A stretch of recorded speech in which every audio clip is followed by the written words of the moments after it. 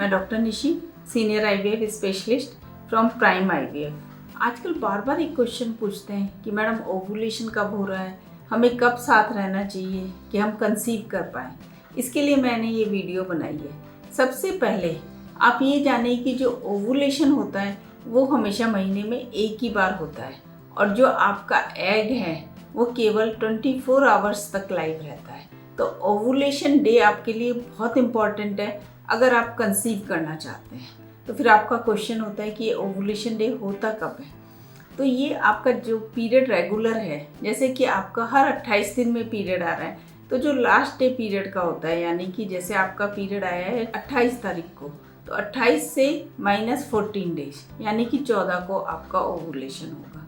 तो आपका जो भी पीरियड की डेट होती है उससे -14 कर लें। जैसे आपका 35 दिन का साइकिल है तो 35वें दिन से -14 यानी कि 21 डेज। बहुत क्लियर है कि जो पीरियड का साइकिल होता है वो फर्स्ट डे ऑफ पीरियड से लेके जो नेक्स्ट साइकिल हो रहा है उसके फर्स्ट डे को हम पीरियड का साइकिल बोलते हैं। तो जो आपका लास्ट साइकिल आया है उससे -14 डेज करके आप अपना ओवुलेशन डे निकाल सकते हैं। पर ये ज़रूरी नहीं है कि जैसे कि आपका 28 दिन का साइकिल है और आपका हमने कह दिया 14वें दिन ओवुलेशन हुआ है कि 14वें दिन ही ओवुलेशन होगा। कई बार क्या होता है कि ये आपका 12 घंटे पहले या 12 घंटे बाद, यानी 1 या 2 दिन का इसमें अंतर आ सकता है। तो इसको हम ओवुलेशन पीरियड कहते हैं, जो कि पीरियड के 10वें या 12वें दिन से शुरू होता है और फिर 6 या 7 दिन तक रहता है, यानी कि 12 से 16 दिन तक। 12 से 16 जो टाइम है वो आपका ओवुलेशन टाइम होता है।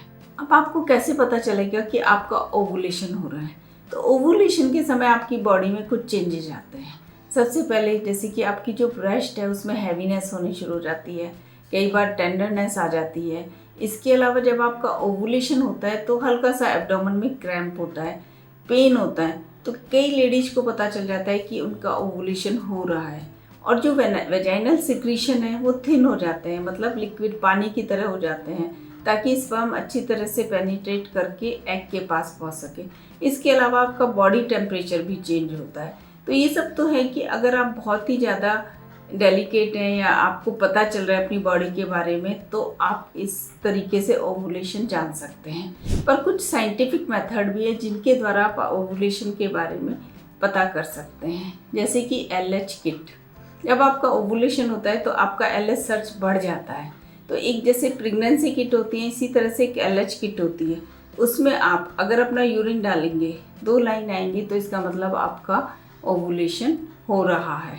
इसके अलावा आप फॉलिकुलर मॉनिटरिंग करा सकते हैं, जो कि बहुत ही अच्छा साइंटिफिक तरीका है। इसमें क्या होता है, फॉलिकुलर मॉनिटरिंग में आपके डे 2 से 2nd डे से आपके फॉलिकल्स के बारे में देखा जाता है। डे 2 को हम बेसल स्कैन कहते हैं। इसमें ये देखा जाता है कि आपका AFC काउंट कितना है, कोई सिस्ट तो नहीं है।